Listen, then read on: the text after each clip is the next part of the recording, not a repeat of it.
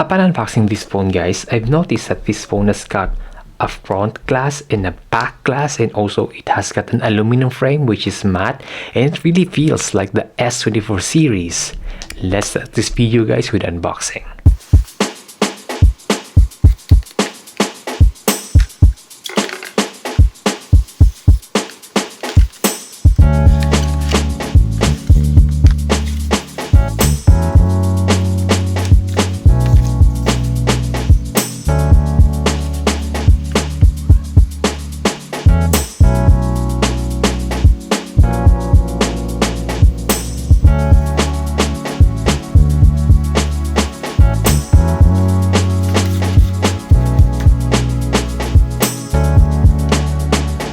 Hi guys, this is Johnny and welcome to my channel, and this video, guys, is talk about this phone. This is a Samsung A54 and this phone has been released in 2023 along with the Samsung S23 series. Let's talk about if this phone is still worth buying in 2024.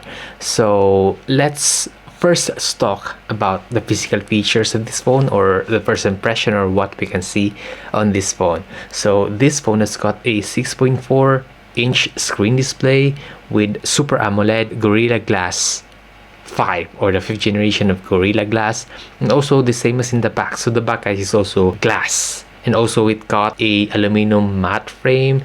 It's not titanium but aluminum. It feels the same as the Samsung S24 series because the edges are flat, and it's very fantastic, guys. I love it. Also, we have got here in the top, we have here a microphone, and also this phone has also got a slot for 2 SIM cards, or 1 SIM card and 1 SD card slot. So it is expandable, guys, the storage of this phone up to 1 terabyte. In the bottom of this phone, guys, we have here a speaker, also a USB-C for 25 watts fast charging, and also got microphones in here in the bottom.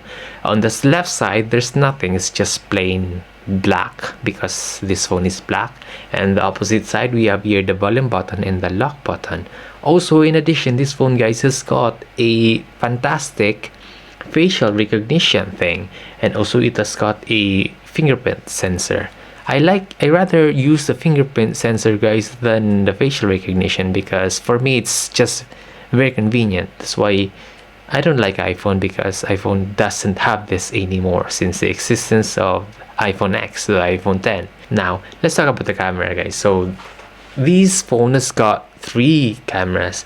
So the front, guys, we have here only 1 camera, which is 32 megapixel, and the back we have here 3 cameras here. The megapixel of this camera are not the same. So the main camera of this phone, guys, 50 megapixel, which is in the middle. On the top is the ultra wide, it's only 12 megapixel, and the bottom here is just 5 megapixel for the macro, which we don't normally use. We also have here a little bit of cute flash in here, which I don't use anyway, and I've been using these phones for a couple of days, and I can notice my fingerprint is always here in the back. It is noticeable, and also in the front, of course. For me, it's not very a big deal, but if you put this in the light, you can see it. You just can see it, and it's just annoying. Let's talk about the display of this phone, guys. So this phone has, what I said earlier, is 6.4. It is Super AMOLED with 60 to 120 Hz refresh rate. It is dynamic. So I'm using a website to check the refresh rate of this phone. So the 120 refresh rate only activates whenever you touch the phone, whenever you touch the screen, and if you put it stationary. So if you're just watching video, YouTube, like this video, if you're just watching this video, it's going just to be 60 Hertz. So this function helps this phone to reduce battery usage. Now let's talk about what is inside, or the specs of this phone. So the CPU of this phone, guys, is the Exynos 1380, which is great for gaming. Not the best in the market at the moment, but it does, or it can handle heavy games. Also, it is 8 cores and it is 5 nanometers, and it's 1 nanometer bigger than the flagship phones, because flagship phones, guys, has got 4 nanometers. All of us knows that smaller nanometers consumes energy less. So smaller CPU is better than bigger CPUs. It has got 8 GB of RAM, and the GPU of this phone is the Mali G68. And the storage of this phone is 128 gigabytes. And if you're not happy about 128 gigabytes, you can expand it to up until 1 terabyte. And that's the great thing about this phone, guys, because you can expand the storage. So about the storage, guys, expansion, I've said earlier, we have a slot in here for SIM card and SD card, and it is hybrid. So either you can put 2 SIM cards in this phone, or you can put 1 SIM card and 1 SD card. So that's the only option. You cannot put 2 SIM card and 1 SD card. You have to choose. Otherwise, this phone is very fantastic, and the brightness of this phone, guys, is great but not fantastic. My S23 Ultra has got a 1700 nits in brightness, and this one is only got 1000. The S23 Ultra is not Super AMOLED. This is Super AMOLED, but the performance of the S23 Ultra screen is better. Not significantly better, but better than this. Now let's talk about the battery capacity of this. So this phone has got a 5000 mAh battery on the market, but DevCheck says that this phone has only got 4905 mAh battery. So that's around 100 mAh difference, which is not a big deal, guys, because this phone can run up to over a day of use without charging, and that's fantastic. Even though you use or you game on this phone, it can last more than a day anyway. So I'm happy about that. Now let's talk about the performance of camera and the quality of camera in good lighting and in dark lighting. So I'm going to compare this phone to the S23 Ultra. This is the photos comparison of the A54 and the Samsung S23 Ultra. The left is the Samsung A54 and the right is the Samsung S23 Ultra. We can notice here more details on the S23 Ultra, but both of them is useless on the dark environment. So we've got noise in here, which this is a 4x zoom anyway, guys, so it's not very detailed during the dark, but we will see it in the next photo samples in the bright environment, guys. So this now is the daylight environment, so I'm going to make a zoom photo of this. The same, guys, the left is the A54 and the other side the S23. So we have better dynamic range here in the S23 Ultra, and there is more depth of field in the S23 Ultra, but with the landscape mode or the wide photo, it's the same. So this is the video sample again of the A54 and the S23 Ultra, and you can see the difference in this video. Both noisy in low light, but in the bright environment here we can notice the difference. We are here now talking from the camera of the Samsung A54 and the S23 Ultra. So as you can see, there is difference in video quality, but with regards to stabilization, they all are the same. A little bit more grainy here in the A54 and more better here in the S23.